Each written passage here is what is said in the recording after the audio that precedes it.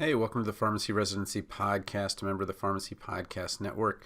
I'm Tony Guerra, and I wrote a book called The Strong Residency Letter of Intent, Writing to be Interviewed with a Cover Letter that Earns the Invite. And many of the things that you need to do to earn a residency are actually relatively straightforward. Like you can, do this step, do that step, and then you get the interview.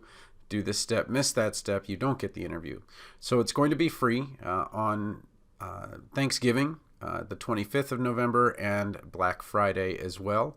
You just go to Kindle, you just go to the Amazon.com Kindle store, and here it says $9.97 to buy, but this will say 0.00 to buy tomorrow, Thanksgiving, and then the day after. Okay. So let me tell you a little bit about what's inside, and then again, if you need my one-on-one help, you can go to either the LOI Makeover, the Checkbox CV if you want CV help, and then if you want interview preparation and help with that, that's its own thing too. And yeah, I could have just charged $300 and helped everybody with each of these, but I thought that we'll do it a la carte and just kind of let you decide what it is that is most important to you. So let's look a little bit about what are the general things that you need to know. First of all, the first chapter is general advice, and really just talking about understanding what the RPD is expecting, some of the fundamentals, what to do if English is not your first language. It was not my first language, but I did complete an English undergraduate degree, so I've really kind of taken it to the nth degree, and now I help other people with their English. There are LOI disasters and things that you can put in there. Internet letters, being very careful about templates, as you don't want to look like the template. You can start there, but you don't want to look like it. Where to find free writing help, and then not trying to force it. Really, sometimes you hear LOIs that sound like someone trying to be very technical when they just want to hear your story. The three questions about LOI, so what RPDs are looking for, why is it so hard to do, and then how do you know if you did a good job? Okay? So the problem you're going to have is that in your classes, everybody's supposed to pass. So you just get some letter between, maybe C and A, if you get a grade at all. I know some schools don't use grades anymore. And the problem is that your competition level may not be high enough. And for example, at UNC, the competition level is so high that it's their top 85 out of 100 students that go on to residency. Whereas in another program, it might be the opposite, where only their top 15 out of 100 get to go. And that really has a lot more to do with the history and the relationships and the prestige and all those things that kind of come along with like a UNC or a UCSF or something like that. I go through everything in Chapter 2 step by step, from the formatting to the heading to the font. A lot of things that I know you want to make it on one page, and I just did an episode on making sure that you understand not to use half-inch margins, not to reduce the font to 10 or 9, really don't go below 11, and then talking about all the things in the letter that are a little more technical. And then there's a bunch of examples. So what are the things that kind of grab your attention? And if you can get them to remember one or two things about your letter and get the interview, that's really what you want to do. But for example, have you made a clinical save, like a really great job, and you're like, congratulated maybe by your preceptor and you saved a patient, something like that.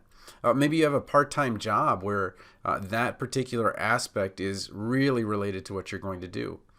As a club officer, how do you talk about that? How do you talk about the organizations that you were in? How do you talk about leadership when you're in the national office? Have you published an article? Have you presented a poster? Okay. And again, sticking with the big five: clinical, leadership, research, teaching, and service. Okay. Have you taught, and have you just mentored, or have you tutored? Are you showing that you've done a little bit of teaching and that their teaching certificate is an extension of what you've done? Service, have you maybe grown up in poverty, or have you volunteered, or have you really found something that really kind of tugs at your heartstrings, maybe food bank or something like that, where you see someone who's hungry, or you've seen people who are hungry, or maybe you've been hungry when you were younger and that really became a driving force for you. Okay? Anything that elicits an emotion in a good way. Then how the LOI relates to recommendations. So if you can, you're not going to have your recommender read, every LOI to every program. But what you want to do is make sure that your recommender knows what you've changed. Okay, I see that you've applied to 2 coasts. You've applied to UNC on the East Coast. Maybe you've applied to Boston Medical Center on the East Coast, BMC, maybe Brigham and Women's up there in Massachusetts. But you've also applied to UC Davis, and you've also applied to, Cedars-Sinai. Okay, if you're going to be bi-coastal, you need to tell your preceptor what trade-offs are you making here and there. Okay, making sure to do both recommendation asks. So you first ask them if they'll do it, and then you send the big one when it's closer to the time they actually need to do it. And then which preceptors to ask. Just because they're your professor, just because they're your preceptor, doesn't mean they're not going to write a bad recommendation. You should ask, can you write a positive recommendation? It's a little embarrassing at first, but I tell you what, there's going to be 1 or 2 that might say no, they couldn't, and that would have been a disaster to find out in March that you could have just asked someone else and gotten the residency. Okay, so when a preceptor says no, what do you do? Okay. And then kind of going on to a bonus chapter, some of the questions that we had in a great book I wrote with Brandon Dyson, 100 Strong Residency Questions, Answers, and Rationale, really understanding what the questions are by doing so many. Okay. And then some final notes. Don't forget to say thank you. And then the real reason you have a plan B and C, I'll give you a little preview here, is for your confidence. If this is it and you've burnt your ships and it's residency or nothing, it's really stressful. But if you've got a plan B and a plan C, then you're going to walk in there and hopefully it's the right thing for you, but you're going to come off as very calm and someone who is going to be calm under pressure and someone who's very articulate. Okay? And then what to do, maybe you don't get the interview. Okay, so again, I want that you guys to have that in your hands. It'll be free to you on Thanksgiving tomorrow, November 25th, and then Black Friday, November 26th, 2021. Again, if you need my help one-on-one, residency.teachable.com. Most people start with the letter of intent, but I will do the CV if you want me to do that.